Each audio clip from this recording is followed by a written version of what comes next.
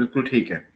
چلیں ہم لوگ سٹارٹ کرتے ہیں. تو کل ہم نے بات چھوڑی تھی ہسٹری کے متعلق. ہم نے بات کی تھی کہ اوور آل ہسٹری اردو کی کیا ہے, اس میں کیا چیزیں ہیں.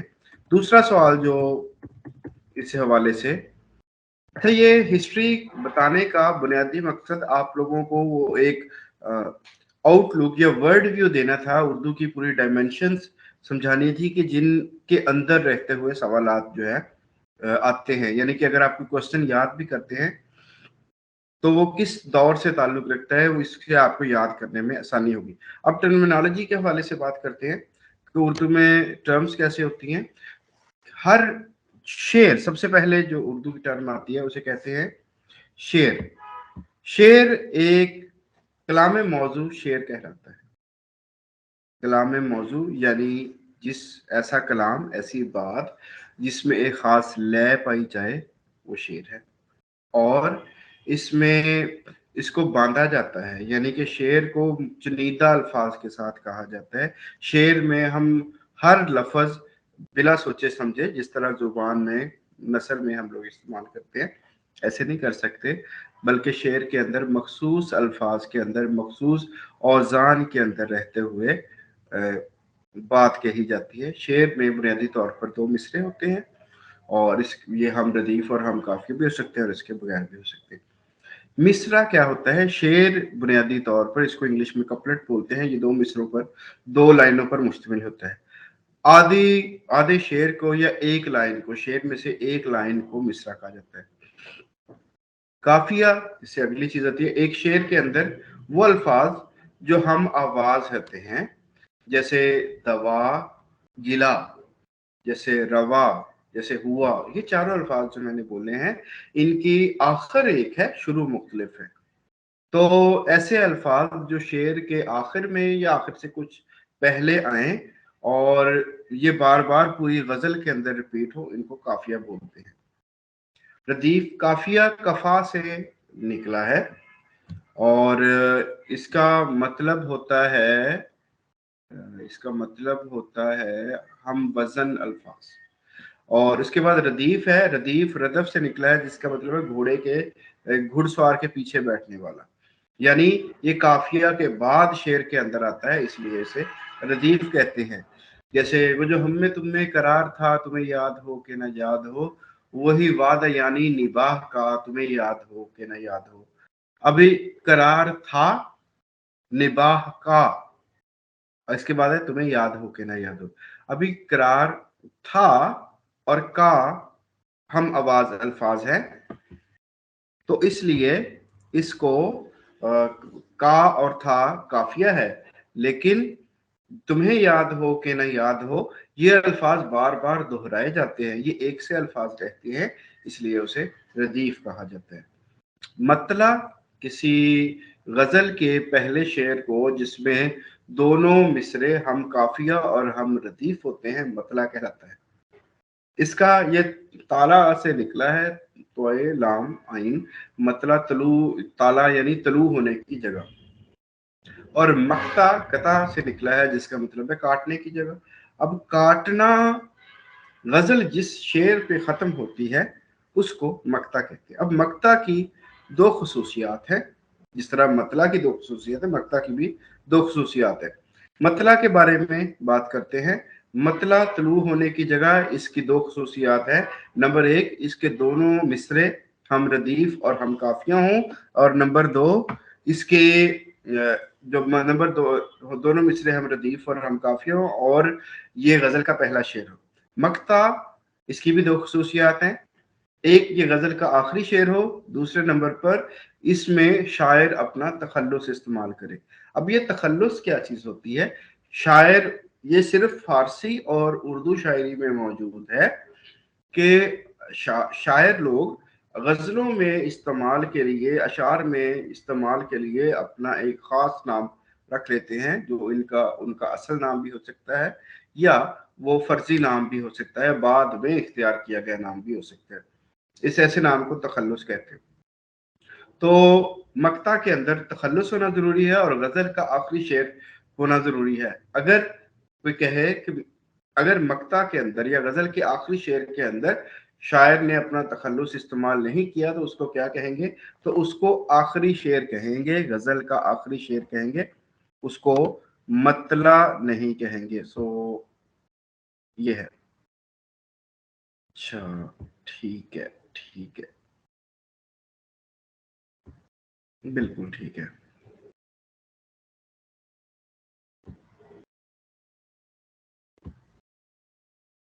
چلے یہ ہو گیا. اب اس کے بعد ہم لوگ اگر آگے چلتے ہیں تو جناب ہمارے پاس اصناف نظم و نثر کی بات آ جاتی ہے. صنفوں کے متعلق ہم نے کل جی صنف اور حیت کے حوالے سے ہم بات کر لیتے ہیں. حیت جو ہوتی ہے وہ شکل ہوتی ہے، اندرونی ساخت ہوتی ہے، اور صنف جو ہوتی ہے اس کی جو موضوع ہوتا ہے اس سے صنف بنتی ہے. تو اگر آپ اپنے پیج کی رائٹ سائڈ کے اوپر دیکھیں تو آپ کو اصناف لکھی ہوئی نظر آئیں گی، اور دوسری لیفٹ سائڈ کے اوپر آپ کو صنف آپ کو حیت لکھی ہوئی، حیت کے لحاظ سے مختلف طرح کی جو شاعری ہے وہ لکھی ہوگی. جیسے حمد ایسی شاعری جس میں خدا تعالیٰ کی تعریف کی جائے. مناجات اگر خدا تعالیٰ سے دعائیں مانگی جائے، التجا کی جائے کسی دعا کے پورے ہونے کے لیے، گڑ گڑا کر اشعار کہا جائے تو انہیں مناجات کہا جاتا ہے. اپنی منتیں مانگی جاتی ہیں، اپنی آرزوؤں کے بارے میں بات کی جاتی ہے، وہ مناجات ہوتی ہے. نعت ایسا شعر، ایسے اشعار جس میں حضور علیہ الصلوۃ والسلام کی تعریف و توصیف بیان کی جائے، نعت ہوتی ہے.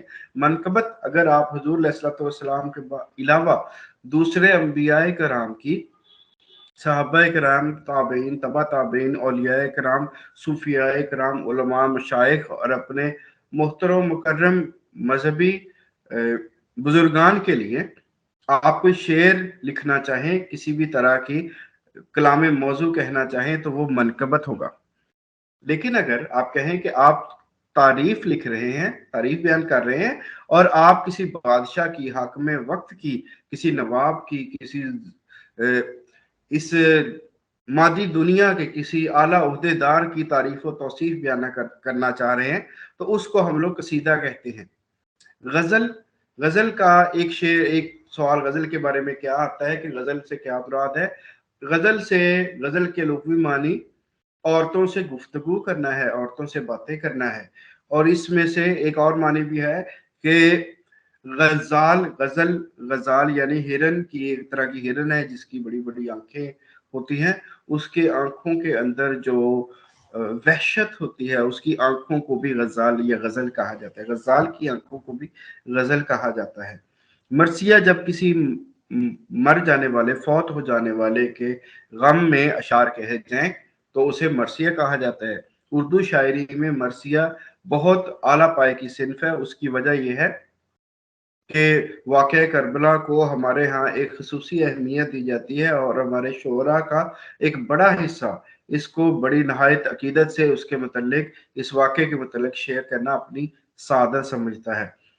اور انگلش زبان میں اگر ایپک شاعری کو دیکھیں تو وہ اردو زبان میں مرثیہ شاعری اس ایپک شاعری کی ہم پلہ نظر آتی ہے. شہر آشوب اگر کسی شہر کی بربادی، شہر کی اجڑنے کے بارے میں بات کی جائے، اشعار کہے جائے تو اسے شہر آشوب کہا جاتا ہے. دہلی کے بارے میں سب سے زیادہ شہر آشوب لکھے گئے ہیں. کسی پیروڈی کا مطلب ہوتا ہے نقل کر کے اتارنا، یا اس کی کسی چیز کی اس طرح نقل اتارنا کہ وہ مزاح کا خیز ہو جائے، اسے پیروڈی کہتے ہیں. جیسے شاید مجھے نکال کے پچھتا رہے ہوں آپ، محفل میں اس خیال سے پھر آ گیا ہوں میں. تو اب شاعر دیکھیے پچھتا کی جگہ پر کس طرح اس پچھتا کو صرف کچھ کھا لکھ دیتا ہے، اور مطلب کیا سے کیا بن جاتا ہے. شاید مجھے نکال کے کچھ کھا رہے ہوں آپ، شاید مجھے نکال کے کچھ کھا گئے ہوں آپ، محفل میں اس خیال سے پھر آ گیا ہوں میں. گیت ایسی صنف شعر جس کو گانے کے لیے، بولنے کے لیے، لے میں ادا کرنے کے لیے لکھا جائے، گیت کہلاتا ہے. گیت عمومی طور پر عورت کی طرف سے مرد کو کہا جاتا ہے. جب مرد عورت کے لیے کچھ شعر لکھتا ہے، یہ وزیر آگا کا قول ہے، مرد عورت کے لیے کوئی بات لکھے تو وہ غزل ہوتی ہے، اگر عورت مرد کے لیے کچھ لکھے تو وہ گیت ہوتا ہے۔ تو گیت جو ہے ہندی صنف نظم میں سے اردو میں آئی ہے۔ گیت عمومی طور گیت میں انسان اپنے جدائی کے، غم کے، محبت کے جذبات کو دل فریب انداز میں اور ان سادہ الفاظ میں پیش کرتا ہے کہ سننے والے کو فوراً سمجھ آ جائے اور اس کے جذبات پر اثر ہو۔ جی، ایک چیز میں نے بہت تیزی سے چل رہا ہوں تاکہ آپ لوگوں کا اس 1 گھنٹے کے اندر کام جو ہے ہم لوگ کور کر سکیں۔ دوسری، اگر یہ تو تھا موضوع کے لحاظ سے، یعنی کہ اردو میں موضوع کے لحاظ سے شاعری کتنی قسم کی ہے۔ اب دوسری طرف ہم لوگ حیت کے لحاظ سے دیکھیں، آپ لوگ اگر کسی کا اردو ادب سے تعلق ہے تو وہ زیادہ بہتر جانتا ہوگا، لیکن اگر کسی کا اردو سے تعلق نہیں ہے پھر بھی آپ نے اردو شاعری کی کتب دیکھی ہوں گی۔ تمام کتاب میں صرف غزلیں ہی نہیں ہوتی بلکہ کچھ مختلف لائنوں کے، مختلف بندوں کے اشعار بھی ہوتے ہیں۔ تو اس کے حوالے سے آج تھوڑا سا بات کرتے ہیں۔ مثنوی ایسی سب سے، الطاف حسین حالی نے مثنوی کو سب سے کارانہ کارآمد صنف سخن کہا ہے۔ اس کی وجہ کیا ہے؟ اس میں ہر شعر کے دونوں مصرے ہم ردیف اور ہم قافیہ ہوتے ہیں، اور ہر شعر کے بعد اس کا ردیف قافیہ بدل جاتا ہے۔ تو شاعر اپنی مرضی کے مطابق ردیف لاتا رہتا ہے اور کہانی کو، بات کو آگے بڑھاتا رہتا ہے۔ یہ صنف سخن بڑے موضوعات پر، بڑے وسیع موضوعات پر، طویل موضوعات پر بات کرنے کے لیے ہے۔ اردو میں کچھ ایسی مثنویاں بھی موجود ہیں جو 20-20 ہزار پر مشتمل ہے۔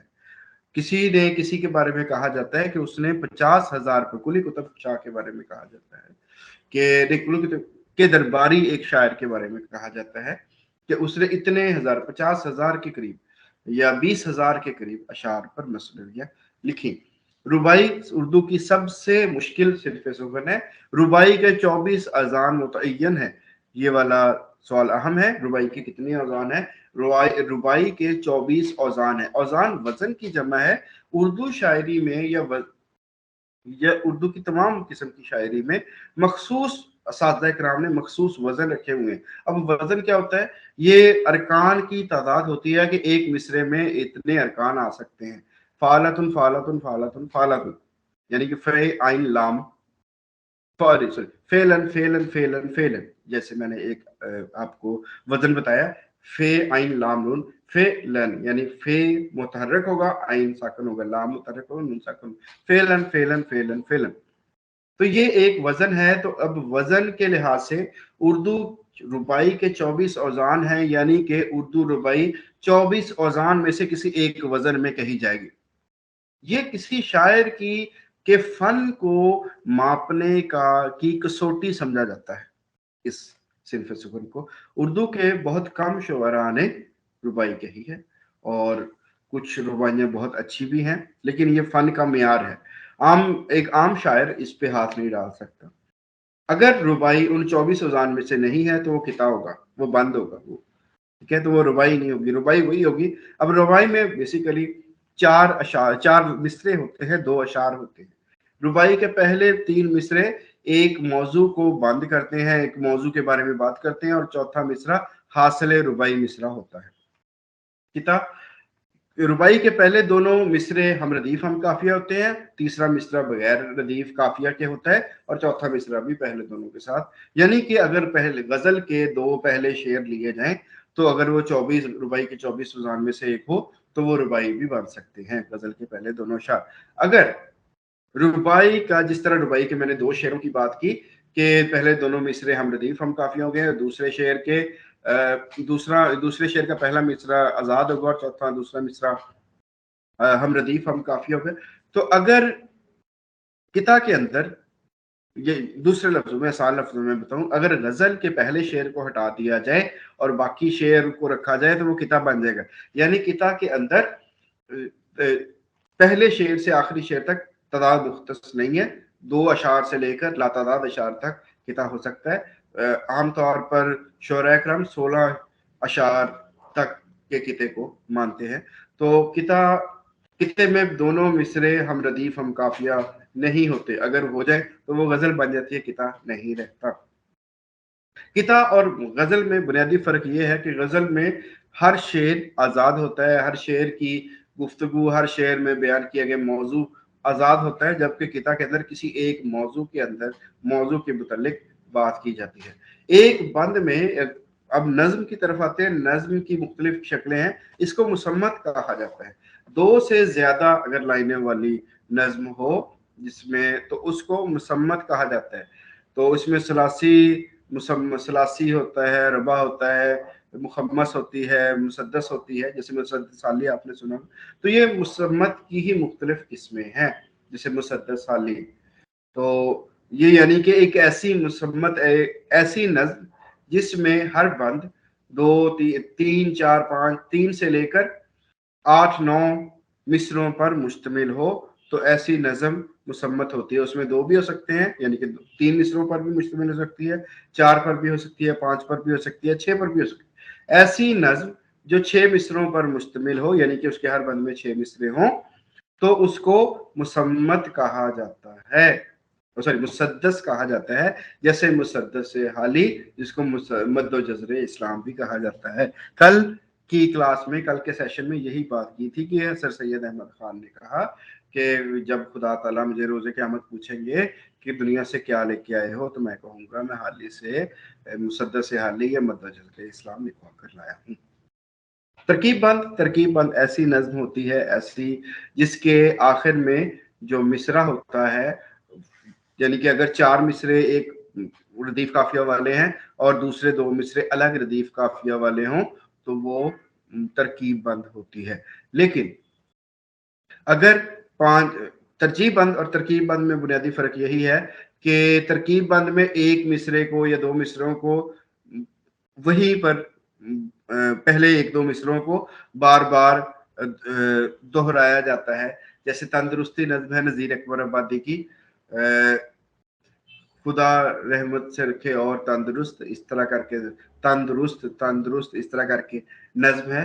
تو ترجیح بند جو ہے, اس میں ہر مصرع جو ہے, ہر بند کے آخر میں ایک مصرع دوسروں سے ڈفرینٹ لایا جاتا ہے. مستزاد ایسی نظم ہوتی ہے جس میں جس طرح گیت کے اندر ہم لوگ دیکھتے ہیں کہ بعض جو گیت کے اندر بول ہوتے ہیں, اس میں سے کچھ بولوں کو گانے والے گلوکار جو ہیں کچھ بولوں کو بار بار دہراتے ہیں. اگر کسی نظم میں اس طرح کے کچھ بول ہوں جن کو بار بار دہرایا جائے, اسے مستزاد کہتے ہیں. نظم معرہ جس کے اندر کوئی آخر میں ردیف قافیہ نہ ہو, اسے نظم معرہ کہتے ہیں. سانٹ انگریزی صنف سخن ہے, جس کے متعلق کافی سوال آتا ہوتا ہے. سانٹ ہائیکو 12 سانٹ اور ہائیکو کے بارے میں زیادہ سوالات آتے ہیں. یہ انگریزی صنف سخن ہے, یہ انگریزی سے اردو میں آئی ہے. اس کے 14 مصرے ہوتے ہیں. اس کے پہلے 2 بند ہوتے ہیں, 14 مصرے ہوتے ہیں. پہلے بند میں 8 مصرے ہوتے ہیں اور دوسرے بند میں 6 مصرے ہوتے ہیں. ٹھیک ہے جی, یہ سونٹ ہے. سونٹ میں نون میم راشد کا بڑا نام ہے, میرا جی کا بڑا نام ہے, انہوں نے اردو میں پہلے سونٹ لکھے تھے. آزاد نظم ایسی نظم جس میں وزن کا خیال نہ رکھا جائے, مصرے چھوٹے بڑے ہوں, اور مطلب ان میں ایک بحر تو ہوتی ہے لیکن مصروں کی تعداد چھوٹی بڑی ہوتی ہے, ردیف قافیہ بالکل نہیں ہوتا, اسے آزاد نظم کہتے ہیں. دوہا ایسی نظم ہوتی ہے جو 2 مصروں پر مشتمل ہو, یہ پنجابی سے اردو میں آئی ہے. 12 ماسا دوہے آپ لوگوں نے جو پنجابی میں دوہے سنتے ہیں, بالکل اسی طرح کے دوہے اردو میں بھی لکھے جاتے ہیں. 12 ماسا جب ایک عاشق اپنے محبوب کے بارے میں سال کے 12 مہینوں کے بارے میں بات کرتے ہوئے اشعار کہے, دکھ کے, غم کے, جدائی کے, یاد کے اشعار کہے, اسے 12 ماسا کہتے ہیں. جیسے ماں آ گیا تو پھگن آ گیا, جیسے ساون آیا. ساون کے بارے میں زیادہ تر ہم لوگوں نے سنا ہوگا کیونکہ ساون زیادہ رومانوی مانا جاتا ہے, تو یہ 12 ماسا کی ہی قسم میں آتا ہے. ہائیکو کے بارے میں بڑا چرچا ہے ہائیکو کا آج کل. یہ 3 مصروں پر مشتمل صنف سخن ہوتی ہے. ہائیکو جاپان سے, جاپانی شاعری سے اردو میں آئی. اس کے 3 مصرے ہوتے ہیں اور اس کا وزن مخصوص ہوتا ہے. تو یہ ہے ہائیکو. ضرب الامثال محاورات, ضرب الامثال جملوں کی درستی قواعد. تو اس کو میں تھوڑا سا سکپ کروں گا, مجھے ٹائم دیکھنے دیجئے.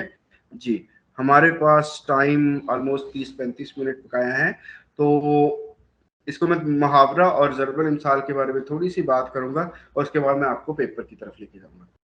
محاورہ، اب دیکھیے ہم عام طور پر اردو جو بولتے ہیں تو ہم لوگ جو ہمارا اصل مطلب ہوتا ہے وہ الفاظ بھی بولتے ہیں، اور ایسے الفاظ بھی بولتے ہیں جن کا اصل مطلب ہمارا نہیں ہوتا۔ جیسے ہم لوگ کہتے ہیں 9 2 11 ہونا، وہ 9 2 11 ہو گیا۔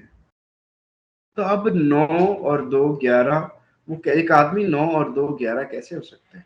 تو یہاں پر ہمارا اس کا لغوی معنی مراد نہیں ہوتا، بلکہ اس کا مجازی معنی مراد ہوتا ہے۔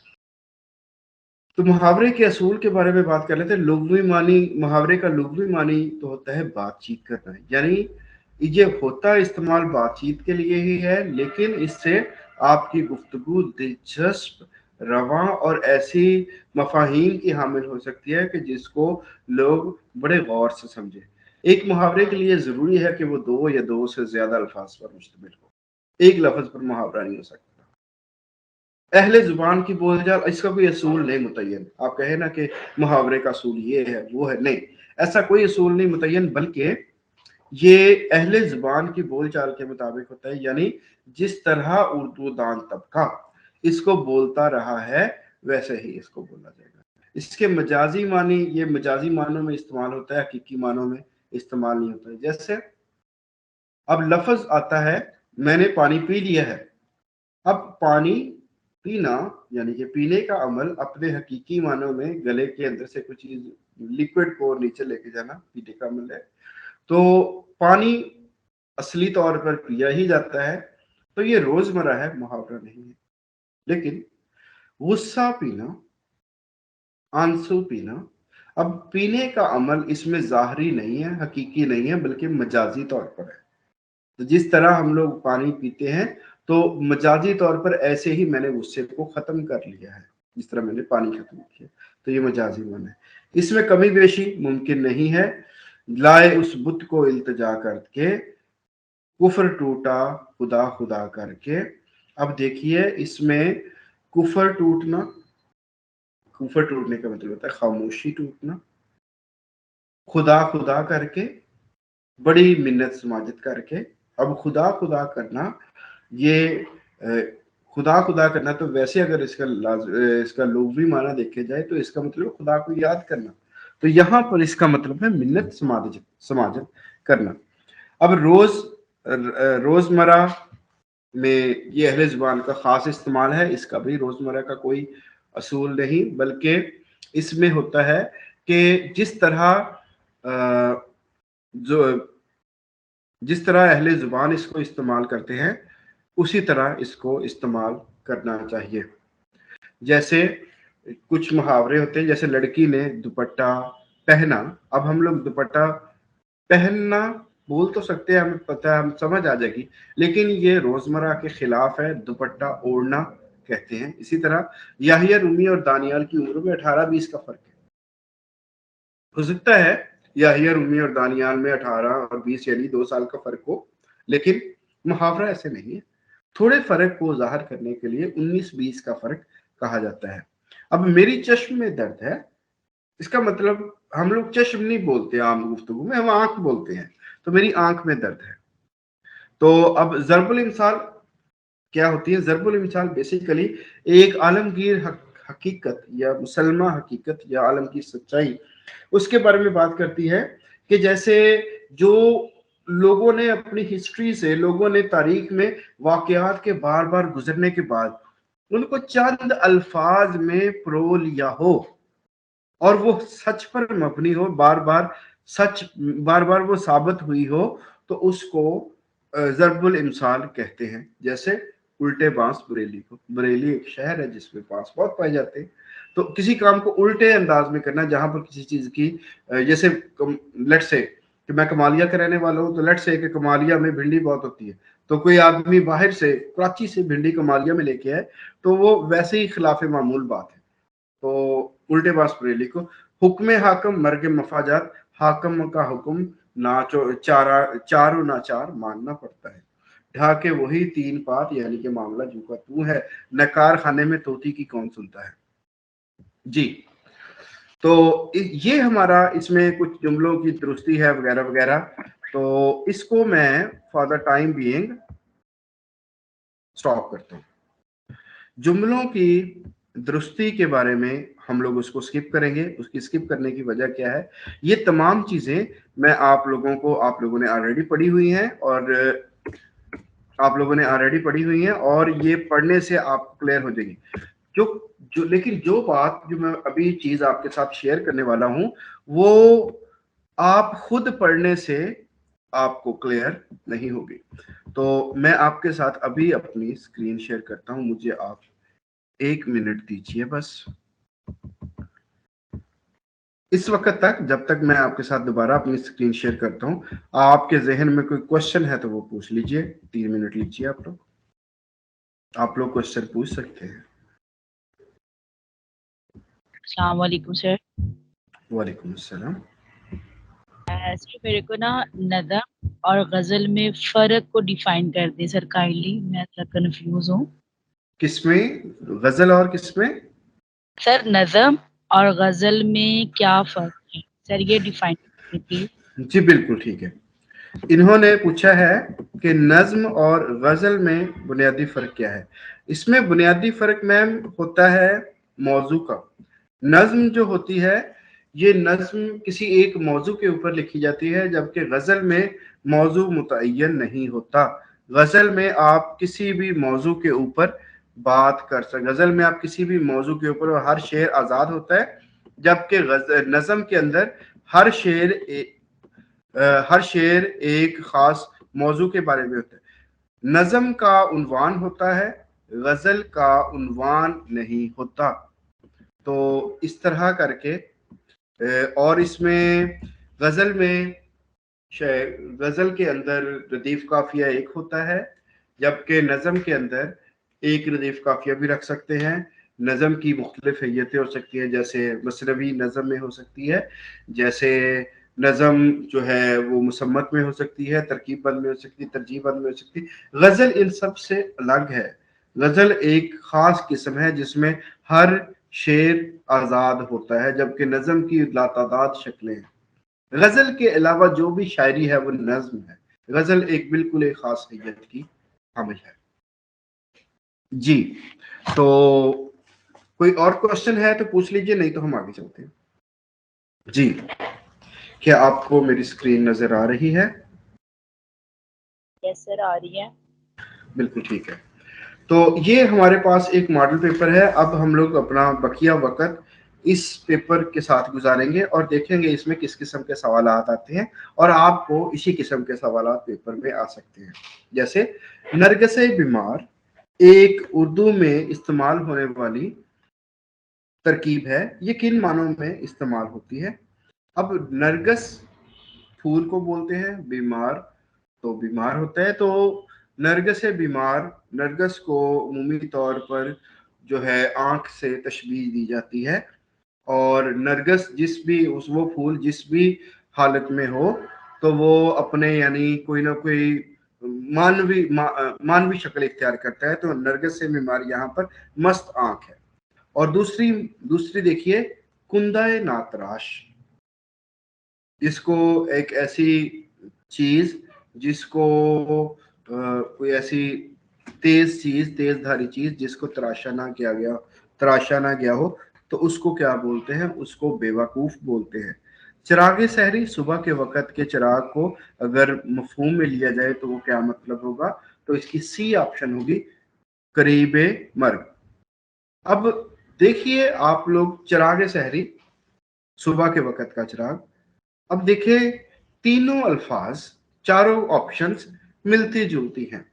नौमालूद, अभी जो बच्चा छोटी सी उम्र का हो, पैदा हुआ हो, नया पैदा हुआ हो, तो उसे नौमालूद कहते हैं। तो अब चिराग सहरी, अब चिराग भी थोड़ी सी हल्की सी उसकी लौ होती है।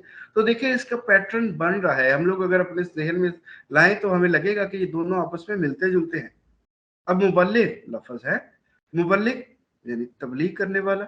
अब हमें यह भी पता है मुबल्लिग लोग, तबलीग करने वाले मौलवी हजरात, उलमाए किराम अलग सुबह, उठ जाते हैं, तो ये भी ताल्लुक बनता है।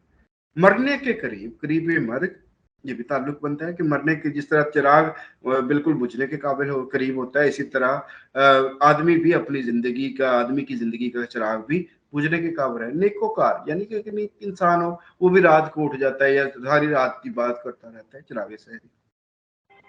तो हम लोगों को जो इन खास पहलुओं से अपने अदब को, अपने हिस्से को, अपनी तैयारी को करना चाहिए, ताकि वो जहां पर दूसरे लोग नाकाम हो जाते हैं उन जगहों पर जाकर हम लोग अपनी तैयारी कर सकें। बार अशुफ्ता का मतलब होता है गुस्से से भरा हुआ। अब सब्ज़ाए बेगाना, सब्ज़ाए बेगाना से मतलब होता है खुर्दरू सब्ज़ा, खुदरू सब्ज़ा, यानी कि जो खुद रो सब्ज़ा, यानी कि खुद जो उग जाए वो सब्ज़ाए बेगाना होता है, यानी दूसरों से वो, दूसरों के लिए वो अनजान होता है। अजरे लंग यानी कि फजूल अजर, गुल्लर का फूल खिलना यानी अनहोनी बात का होना, गूंगे का गुड़ खाना, यानी अब एक गूंगा है ऊपर से वो गुड़ खा ले तो वो क्या होगा।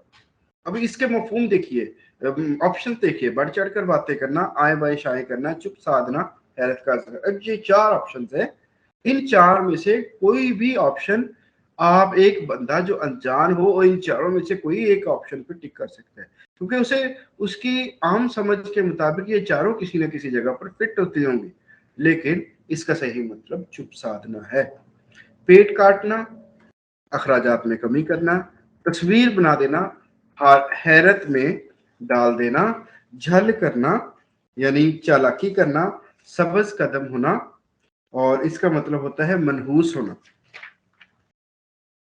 आगे चलते हैं।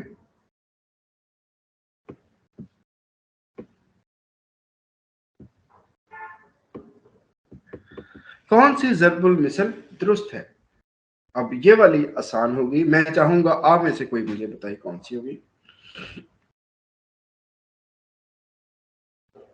आप में से कोई बताए इन चारों में से कौन सी ज़रबुल मिसल दुरुस्त होगी। एक अनार हजार बीमार, एक अनार हजारों बीमार, एक अनार 100 बीमार, एक अनार एक सब बीमार। जी जनाब। सर एक अनार 100 बीमार।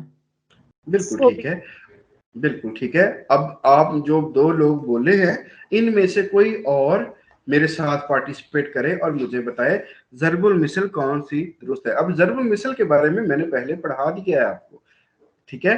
आसमान से गिरा कोठे पर अटका, जी ये वाली चारों ऑप्शंस पढ़े और मुझे बताए कि इनमें से दुरुस्त कौन सा है, कोई एक फर्द। आसमान से गिरा खजूर में अटका। वेरी गुड, शाबाश। नंबर 3 लोग हो गए, कोई चौथा फर्द। अब मुझे ये जानना जरूरी है कि हमारे पास पार्टिसिपेंट्स कितने हैं। तो पार्टिसिपेंट्स नहीं, ये पार्टिसिपेंट्स कितने हैं, 7 लोग हैं पार्टिसिपेंट्स इस वक्त। तो 3 लोग हो गए, चौथा फर्द शामिल हो और मुझे ये बताए नंबर 15 का सही जवाब क्या। कोई एक। सर बकरे की माँ कब तक खैर मनाएगी।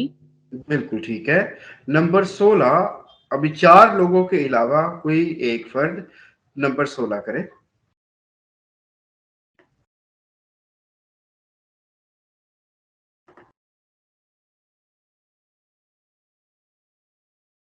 सर समंदर में रहना और मगरमच्छ से बैर। ठीक है। क्या आपने इससे पहले भी कोई किसी सवाल का जवाब दिया है। यस सर 2 का दिया है। बिल्कुल ठीक है। आप, मैं मानता हूँ आप एक अच्छे पढ़ने वाले मेरे एसोसिएट हैं, कुलीग हैं, लेकिन मैं चाहूंगा कि जो बाकी पार्टिसिपेंट शामिल हैं वो भी बोलें। Okay sir okay.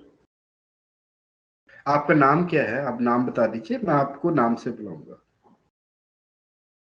Sir Khadija. Khadija, जी खतीजा। मैं आपको खतीजा कह के बुलाऊंगा जब आपकी बारी आएगी। जी कोई और पार्टिसिपेंट, जल्दी कीजिए, टाइम कम है, मैंने काफी कुछ कवर करना है। समंदर में रहना, मगरमच्छ से बैर। जी जी प्लीज प्लीज बोलिए। ना नौ मन पेट होगा ना राधा नाचेगी। نہیں اس سے پہلے والا بتائیے نا, سمندر پہ رہنا.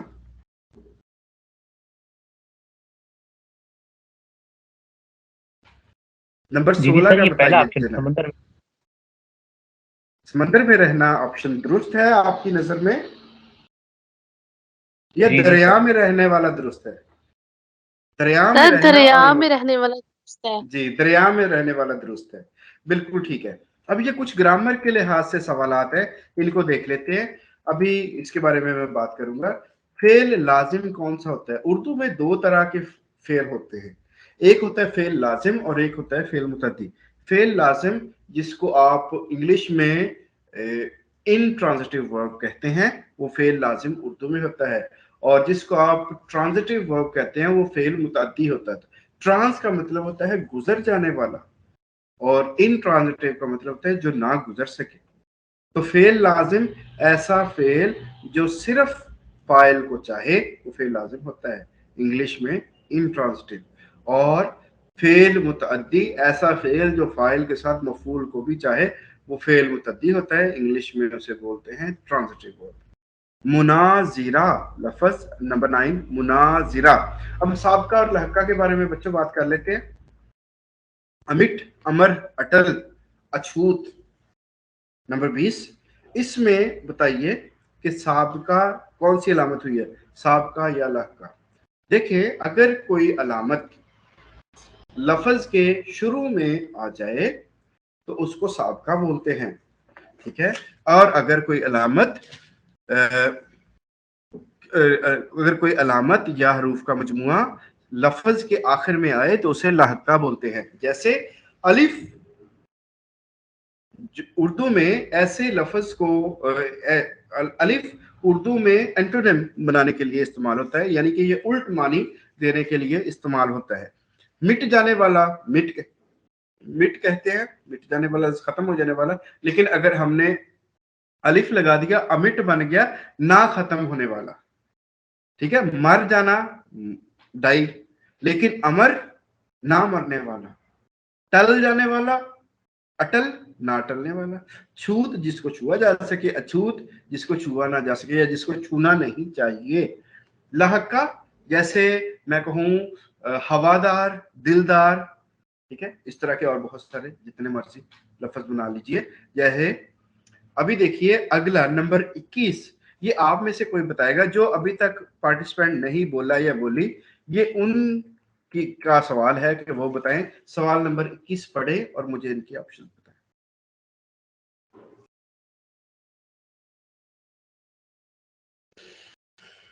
جلدی کیجئے, وقت بہت کم ہے, آپ اپنا قیمتی وقت گنوا رہے ہیں. ختیجہ بولے گی.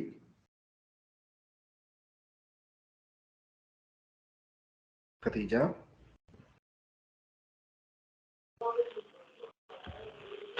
سر میرے خیال میں سابقہ ہے یہ. بالکل ٹھیک ہے. آپ نے سابقہ کہا, کیوں کہا جناب؟ کیونکہ یہ پہلے آ رہا ہے اس وجہ سے. بالکل ٹھیک ہے. ابھی بالکل ٹھیک ہے, یہ آپ نے بالکل ٹھیک کہا, یہ سابقہ ہے. اگر یہ آخر میں کوئی لفظ آتا تو اس میں یہ لاحقہ ہونا تھا. بالکل ٹھیک ہے. اب دو لاحقہ نئے ہوتا الفاظ, جی سر. جی ابھی 2 نئے الفاظ آتے ہیں, ان کے بارے میں بات کر لیتے ہیں. حاصل مصدر ایسا اسم جو کسی مصدر سے بنا ہو اس کو حاصل مصدر کہتے ہیں. جیسے گرانا سے گراوٹ, ٹھیک ہے. جیسے مہنگا سے مہنگائی, ٹھیک ہے. تو یہ والے حاصل مصدر ہے. ایسا اسم جو کسی دوسرے سے بنا ہو اس کو اس میں مشتق کہتے ہیں. جی ابھی سوال نمبر 22 ہے, صبح شام دن رات کو قواعد کی روح سے کیا کہیں گے؟ جناب یہ چاروں آپشنز کی میں وضاحت کرتا ہوں. جب کسی اسم کے ساتھ ہمیں جگہ کا احساس ہو, ہمیں جگہ کا, مکان کا احساس ہو تو اسے اس میں ظرف مکان کہتے ہیں. جیسے لاہور, جیسے کمالیہ, جیسے اسلام آباد, جیسے گھر, جیسے مسجد.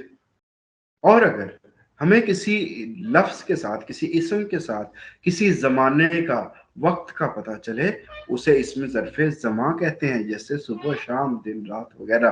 किसी आम शख्स जगह या चीज़ के नाम को इसमें मार्फा नकरा कहते हैं, खास जगह या चीज़ के नाम को नाकरा कहते हैं। जनाब सवाल नंबर 23, कायदे मिल्लत, शहीद मिल्लत, मादरे मिल्लत को कवायद की रूह से क्या कहेंगे जनाब? अब इसकी ऑप्शंस के बारे में खिताब। मैं बात करता हूँ।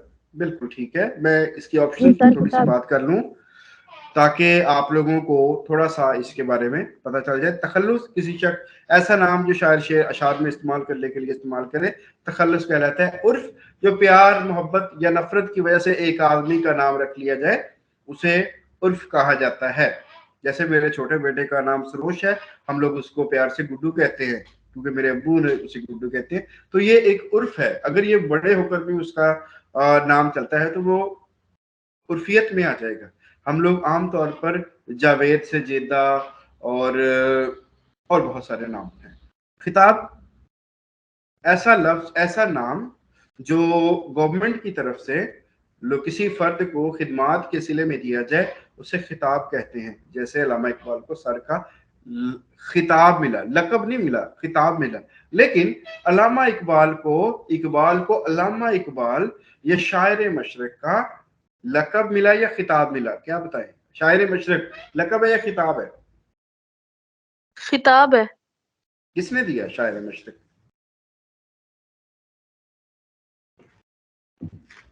हुकूमत ने दिया होगा। नहीं दिया किसी हुकूमत ने। शायर मशरक किसी हुकूमत ने दिया, कायदे मिल्लत किसी हुकूमत ने नहीं दिया, शहीद मिल्लत किसी हुकूमत ने सर फिर दिया। उनके काम की वजह से उनको दे दिया होगा। ये अवाम ने जो लकब, जो नाम कोई अवाम किसी का रख ले तो उसको लकब कहते हैं। लेकिन अगर गवर्नमेंट की तरफ से मिले तो वो खिताब होता है। जैसे अल्लामा इकबाल को सर का खिताब मिला था, शायर मशरक उसने खुद लोगों ने उन्हें कहना शुरू कर दिया क्योंकि वो बहुत अच्छे शायर थे। ऐसे लगता था जैसे तो मशरक के इसका शायर मतलब है अगर शायर मशरिक आए तो हम उसका लकब लगाएं कि ये लकब है उनका। जी, ये लकब है, ये खिताब नहीं है। ओके। जी चले जी, अब ये वाला कुछ इस तरह के अशार भी बाज दफा आ जाते होते हैं तो हम लोग इनको देख लेते हैं। सही सही सही सही सही, बिल्कुल सही है। अभी इल्मे बयान के लिहाज से कौन सी सूरत इस्तेमाल हुई है? आप लोगों ने मुझे ये बताइए कि किस पोस्ट के लिए ये आप तैयारी जो कर रहे हैं, ये किस पोस्ट के लिए तैयारी कर रहे हैं? लिटरेसी। लिटरेसी, उसमें उर्दू का पोर्शन 5 नंबर का होगा, ज्यादा नंबर्स का है? ये तो नहीं पता सर। चले कोई बात नहीं, चले मैं इसके बारे में जो चीजें सामने आती जाती हैं उनके बारे में थोड़ी बहुत बात करता जाता हूँ ताकि थोड़ा बहुत आपको आइडिया हो जाए। इल्म बयान एक ऐसा इल्म है, सवाल नंबर 24 के डिस्क्रिप्शन में लिखा हुआ है इल्म बयान की कौन सी सूरत। इल्म बयान एक ऐसा इल्म है जिसमें उर्दू जुबान की खूबसूरती होती है और हमें बात करने के नए नए ढंग मिलते हैं, उसको इल्म बयान कहते हैं। इल्म बयान की टोटल 4 किस्में हैं: तशबीह, इस्तारा, मजाज मुरसल और कनाया। तशबीह, जब किसी चीज को दूसरे चीज के जैसा करार दिया जाए उसे तशबीह कहते हैं। जैसे मेरा बेटा चांद जैसा है, ठीक है। पंखड़ी एक गुलाब की सी है, नाज़ उसके लब की क्या कही, सभी ने मैट्रिक में पढ़ा है। पंखड़ी एक गुलाब की सी है, तो ये कीसी है, ठीक है।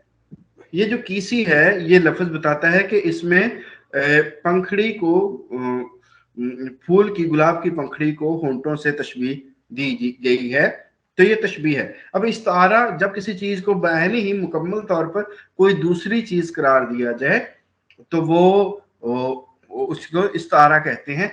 जैसे मैं कहूँ मेरा शेर आ रहा है, अब मेरे शेर आने से मुराद मेरा बेटा आ रहा है या मेरा जवान आ रहा है या कोई और, जिससे कोई ऐसी मुराद है कि जो बड़ा ताकतवर हो, जवान हो, जो बड़ा नडर हो, हौसले वाला हो। मजाज मुरसल, जब एक चीज बोलकर उससे मुराद कोई दूसरी चीज लीजिए। जैसे हम लोग कहते हैं कि मेरी आग से मेरा हाथ जल गया, जबकि उंगली जली होती है, ठीक है। तो जैसे हम लोग कहते हैं कि हांडी जल गई, ہانڈی نہیں جلتی، سالن جلتا ہے. ٹھیک ہے. تو اس طرح کی جو مختلف باتیں ہوتی ہیں جس کو جیسے ہم لوگ فیوچر میں ایک ڈاکٹر جو ہے ابھی فیوچر میں اس نے بننا ہے، ابھی اس نے MBBS میں داخلہ لیا ہے، تو ہم ابھی سے اسے ڈاکٹر صاحب کہنا شروع کر دیتے ہیں، تو اسے مجاز مرسل کہتے ہیں. جیسے میں ابھی ایک لیکچرر ہوں، ٹھیک ہے، لیکن لوگ مجھے پروفیسر بلاتے ہیں، تو مجھے مجاز مرسل کے طور پر پروفیسر بلاتے ہیں. کیوں؟ کیونکہ میں مستقبل میں پروفیسر بننے والا ہوں، میری اگلے اسکیل میں پروموشن ہونی ہے، میں نے پروفیسر بن جانا ہے، بٹ لوگ مجھے ابھی سے پروفیسر کرتے ہیں، تو یہ مجاز مرسل ہے. ایک جج صاحب جو ریٹائر ہو گئے ہیں لیکن پھر بھی لوگ اسے جج صاحب بھی کہتے ہیں، تو وہ مجاز مرسل ہے. یعنی فیوچر کی حالت سے مستقبل سے حال کو تعبیر کرنا اور ماضی سے حال کو تعبیر کرنا، یہ مختلف شکلیں. کل بول کر جز مراد لینا، جز بول کر کل مراد لینا وغیرہ. اب جب کسی چیز کا کنایا کیا جائے، بات اس طرح کی جائے کہ اس میں تھوڑا سا اشارہ ہو کسی چیز کے بارے میں، تو اسے کنایا کہتے ہیں. گھر کے تاریک و تیرا زندہ ہے، دل سخت دل تنگ یوسف جاں ہے. تو یہ والا شعر کہ گھر اس طرح تاریک ہے، گھر ہے کہ بلکہ گھر اس طرح کا ہے جیسے ایک تاریک و تیرا مطلب نہایت اندھیرے والا، زندہ یعنی قید خانہ ہو. اور یوسف جان کی جو یوسف جان یعنی کہ دل کے عزیز کی تو دل بہت تنگ ہے. یہ اگلا ہے، بلبل چہک رہا تھا ریاض رسول میں. بلبل چہک رہا تھا ریاض رسول ریاض مطلب شہر، ریاض رسول حضور علیہ الصلوۃ والسلام کے شہر میں بلبل چہک رہا تھا. اب بلبل چہکنا کا دونوں مطلب لیے جا سکتے ہیں. ایک تو بلبل وہاں پہ موجود تھا اور وہ چہک رہا تھا، لیکن شاید بلبل کے بارے میں بات کیوں کرے گا، بلکہ اس نے بلبل سے مراد ایک شاعر کو، ایک فرد کو لیا ہے کہ جو کہ بڑے خوش لحانی سے، بڑے اچھی آواز میں حضور علیہ الصلوۃ والسلام کی تعریف و توصیف کر رہا تھا. تو یہ ایک استعارہ ہے. دیکھیں، ایک بلبل لفظ بول کے انہوں نے پورے ایک فرد کا ذکر کیا ہے. تیسرا دیکھیے، گرمی کا روز جنگ کی کیوں کروں بیان، ڈر ہے کہ مثل شمع نہ جلنے لگے زبان. ڈر ہے کہ شمع کی طرح میری زبان نہ جلنے لگ جائے. تو دیکھیں، شمع کی طرح، شمع یعنی کینڈل کی طرح میری زبان نہ جلنے لگ جائے. اب اردو میں کچھ اصناف بھی استعمال ہوتی ہیں، جیسے صنف تضاد، صنف کلمی، صنف مبالغہ، سنت تضاد، جب دو الفاظ کو ایک دوسرے کے الٹ لایا جائے. سنت تلمی، یہ والی آپ لوگوں نے اپنے انٹر میں پڑھی ہوگی، جب کسی تاریخی واقعے کے بارے میں اشارہ دیا جائے، ذکر کیا جائے جس سے پورا واقعہ ذہن میں آ جائے، اسے سنت تلمی کہتے ہیں. سنت مبالغہ ایسی صنف جس میں بات کو بڑھا چڑھا کے پیش کیا جائے، پنجابی میں کہتے ہیں چھڑنا، جس میں بات کو چھوڑا جائے، بات کو حقیقت سے بڑھایا جائے، اسے سنت مبالغہ کہتے ہیں. جیسے گرمی سے مضطرب تھا زمانہ زمین پر، بن جاتا تھا جو گرتا تھا دانا زمین پر. یعنی گرمی سے ہر پورا زمانہ زمین پر بے چین تھا، اور اتنی زیادہ گرمی تھی کہ جو بھی دانا زمین پر گرتا تھا وہ بھن جاتا تھا. یہ سنت مبالغہ ہے. یہ واقعہ کربلا کے بارے میں یہ شعر ہے، اور یہ مرثیہ سے لیا گیا ہے. سنت امراۃ النذیر ایسی سنت جس میں ایسے الفاظ لائے جائیں جو ایک ہی قسم سے تعلق رکھتے ہیں اور ہمارے ذہن میں کسی خاص چیز کا سما بندھ جائے. جیسے اگر ہم لوگ گلشن کی بات کریں تو اس میں بلبل آ جائے، پھول آ جائے، اس میں سیاد آ جائے، اس میں ٹہنی آ جائے، اس میں گھاس آ جائے، تو یہ ساری مراد النذیر ہے. ابھی اس میں سے کچھ چیزیں میں یہ اسکپ کر رہا ہوں. یہ اسکپ کیوں کر رہا ہوں؟ کیونکہ یہ آپ سے اتنی زیادہ وہ نہیں ہے. ٹھیک، اب یہ والا دیکھیے 63، یہ بالکل وہی سوال ہے. نان شعیر جو کی روٹی کو بولتے ہیں، ٹکسالی زبان فصیح و مستند زبان کو بولتے ہیں. آگے کچھ اس طرح کے سوال آپ کو پیپر میں آ سکتے ہیں. عروج اقبال کس کی کتاب ہے؟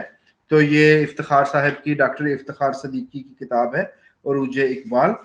اس کے بعد ہے جی آگے پھر وہی شعر آ جاتا ہے کہ اس میں دیکھیے کون سا، زیر زمین سے آتا ہے جو گل سو زر بکف، قارون راستے میں لٹایا خزانہ کیا. اب شعر کا مطلب دیکھ لیجئے. یہ جو بھی پھول زمین کے نیچے سے نکل کے آتا ہے وہ اس طرح ہوتا ہے جیسے اس کے ہاتھ میں سونا ہے. کیا قارون نے इस जमीन के नीचे से गुजर रहा था जब कारून इस जमीन के रास्ते से गुजरता था, क्या उसने सारा खजाना यहीं पे दफन कर दिया था कि जो भी निकलता है उसके हाथ में फूल होता है, यानी कि फूल जिस तरह गोल्डन होता है या जिस तरह का कलर उसका होता है, मुझे कलर ब्लाइंड हूँ तो मुझे कलर्स का नाम नहीं आता, ये भी एक एक्सक्यूज है। तो बहरहाल तो वो जो फूल कलरफुल होते हैं, तो क्या खजाना है नीचे कोई? अब इसमें देखिए क्या इसमें तजाद है, यानी कि दो ऑपोजिट मीनिंग वाले अल्फाज मौजूद है? नहीं है। मरातुन नजीर यानी कि जिसमें एक ही सिन्फ के अल्फाज इस्तेमाल किए जाएं। अभी देखें जर एक सिन्फ का है, लेकिन जर एक सिन्फ का है लेकिन गुल उस सिन्फ का नहीं है। कानून एक सिन्फ का है, खजाना एक सिन्फ का है, लेकिन गुल जो है उसमें नहीं है, जेर जमीन उसमें नहीं है, तो ये मरातब नजीर नहीं है। लेकिन नंबर सी देखिए, क्या इसमें किसी तारीखी वाक़े की तरफ इशारा है? जी जनाब, कारून का खजाना एक मशहूर व मारूफ चीज है जिसको जिसका हिस्ट्री में जिक्र है, कुरान मजीद में भी इसका आई थिंक के जिक्र है, तो इसलिए ये सन्नत तलमी है। सन्नत लफ्ज़ व नशर यानी एक बात को पहले मुख्तसर किया जाए फिर उसमें बताया जाए, उसमें वाज़े कर दिया जाए, तो उसको सन्नत तलमी लफ्ज़ व नशर कहते हैं। आगे कुछ उर्दू शायरी उर्दू के मतलब खास अल्फाज होते हैं। अब अगला सवाल देखिए, जो सवाल अहम है, किसी कायल का कौल मन्नो अन उसी के अल्फाज में दर्ज करने के लिए रुमूज़ व काफी कौन सी अलामत इस्तेमाल की जाती है? सवाल नंबर 72, आप में से कोई बंदा जवाब दे।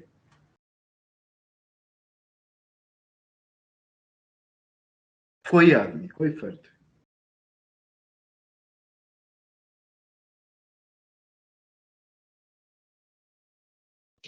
Option A sir. कौसैन, ठीक है। जी। और कोई फर्द, कोई और फर्द? जल्दी बताइए, ओवर टाइम हो गया है।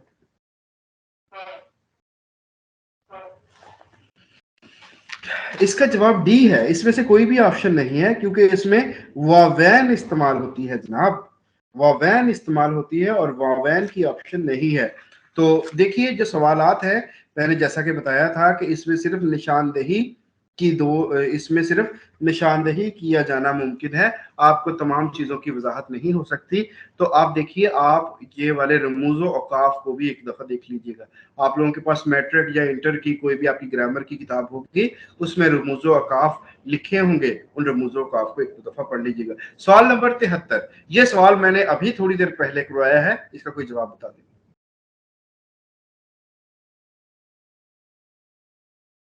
जल्दी कीजिए, टाइम ओवर हो रहा है।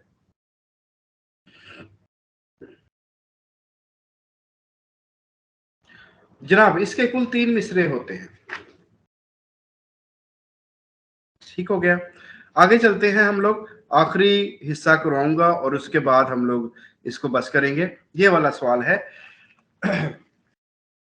ना गुले नगमा हूं ना पर्दा एहसास, मैं हूं अपनी शिकस्त की आवाज। ना तो मैं एक कोई नगमा हूं, गुले नगमा हूं यानी कि एक फूल हूं जो हवा के अंदर हिल रहा है, ना मैं पर्दा एहसास पे हूं यानी कि ना ही मैं बयान किया जा सकता हूं, गाया जा सकता हूं, बल्कि मैं तो एक अपनी ही शिकस्त की आवाज हूं। ये एक गालिब का शेर है, मतला है। ओहो, मैंने बता दिया। देखिए मतला क्यों है, क्योंकि इसमें साज और आवाज दोनों अल्फाज हम काफिया हैं, इसमें रदीफ नहीं है। ऐसा गजल जिसमें रदीफ ना हो उसे गैर मुरद्दफ कहते हैं, इसमें रदीफ हो उसे मुरद्दफ कहते हैं। तो अब चूंकि हम रदीफ और हम काफिया हैं, इसलिए इस गजल को, इस शेर को हम लोग मतला कहेंगे। अब मतला और हुस्न मतला क्या होता है? पहले मतले के बाद पहले अगर दूसरा शेर भी, गजल के पहले शेर के बाद दूसरा शेर भी, दूसरे शेर के दोनों मिसरे हम रदीफ और हम काफिया हों, तो उसको हुस्न मतला या मतला सानी कहा जाता है। मक्ता गजल के आखिरी शेर को कहते हैं। अब इसमें सवाल नंबर 91 में काफिया क्या है? तो बच्चों देखो, साज और आवाज। और जी, तो ये साज और आवाज उसके काफिया हैं।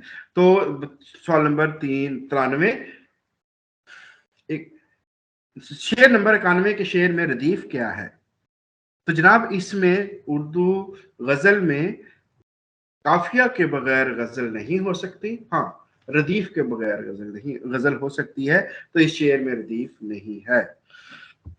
आप लोगों को उसके हवाले से भी सवाल आ सकता है, इल्मी उर्दू लुगत के मुरतब कौन है, जैसे रोशनाई के लिखने वाले कौन है, सज्जाद ज़हीर है। दीवाने गालिब को किसने कादरी इल्हामी किताब करार दिया, वो अब्दुर्रहमान बजनूरी ने। कुर्रतुल ऐन हैदर किस मारूफ अदीब की साहबजादी हैं, वो सज्जाद हैदर यल्दरम की है। कसीदा कौन सी सिन्फ है, और कसीदा जिसमें किसी बादशाह की वजीर की तारीफ की जाती है। तो इसके कुल 5 हिस्से हैं, तशबीब, मदा, गुरेज, दुआ। तशबीब नहीं, तशबीब, गुरेज, मदा, दुआ, हुस्न तलब 5 सिन्फ हैं। तो गुरेज से पहले कौन सी सिन्फ लाई जाती है, वो तशबीब होती है। गजल का अहद ज़रनी किस शायर के दौर को कहा जाता है जनाब, तो वो मीर तकी मीर के दौर को कहा जाता है। कल इसमें बात की। मीर अनीस के कलाम में मुबालगा आ रही है, मुबैया राई नहीं है, मुबालगा राई है। तो क्या है, उनकी खूबी है या खामी है? जी, ये उनकी नुमाया खूबी है। जी, हम लोगों ने, मैंने आप लोगों को, हम लोग अगले 3-4 मिनट इस पे बात करेंगे। मैंने आप लोगों को नहायत मुख्तसर अंदाज में उर्दू के हवाले से जो जो बातें हुई, जो जिन जिन हवालों से सवाल आ सकते हैं, उन पर मैंने हल्की सी रोशनी डाली। जी, क्या आपको मेरी आवाज आ रही है? बिल्कुल ठीक है। तो जैसा कि बात कर रहे थे कल कि मुल्ला वजही की सबरस के बारे में एक फर्द ने बात की थी।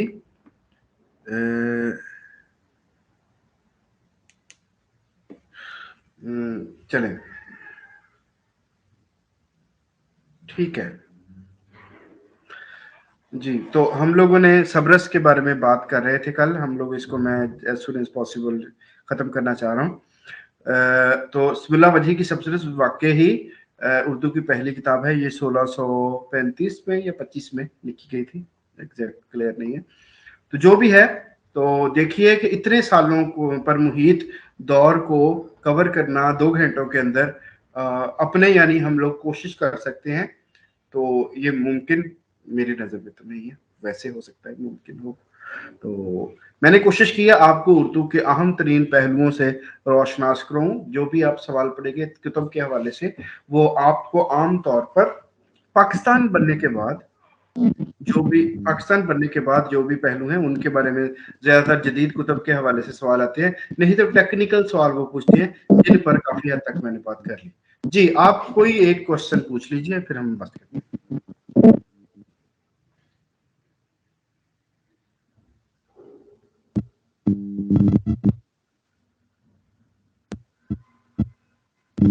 चले, थैंक यू वेरी मच। मुझे लगता है कोई सवाल नहीं है। अभी मैं जैसे ही सेशन खत्म करूंगा, ये जो बुकलेट है मैं आप लोगों के ग्रुप में, व्हाट्सएप ग्रुप में इसको शेयर कर दूंगा। ये कलीदे उर्दू के नाम से किताब है। ये इतनी जामे किताब है कि इसमें आपकी जरूरियात की तमाम चीजें मौजूद हैं। इसके आखिर में 5 मॉडल पेपर्स दिए गए हैं। आप उन मॉडल पेपर्स को देखिए और उनको समझिए, उन पे निशान लगाइए और उनको याद कर लीजिए। यही 500 सवाल आपके लिए, उर्दू अदब के लिए इंशाअल्लाह ताला काफ़ी होंगे। तो और मैं इसमें आप लोगों से फीडबैक भी चाहूँगा। अभी व्हाट्सएप में मेरे मैसेज के साथ ये भी होगा।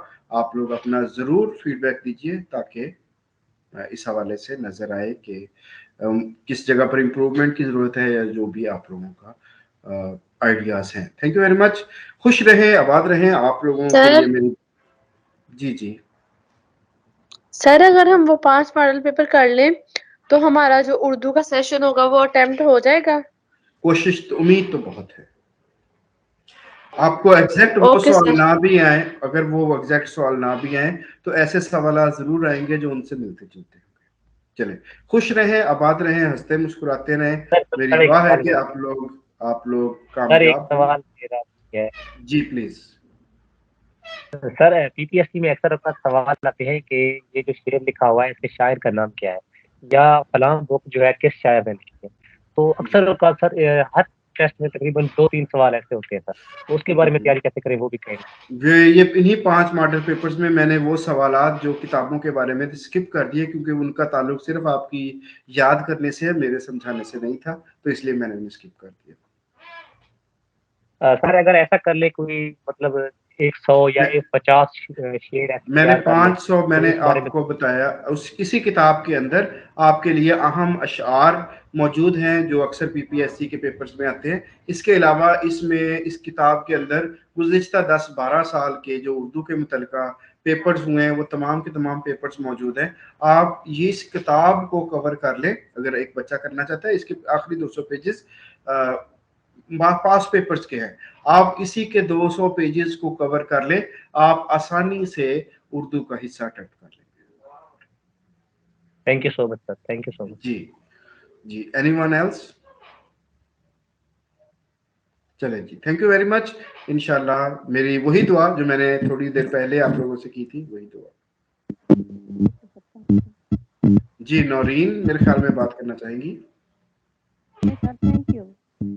चलें जी, अस्सलामु अलैकुम, खुदा हाफिज।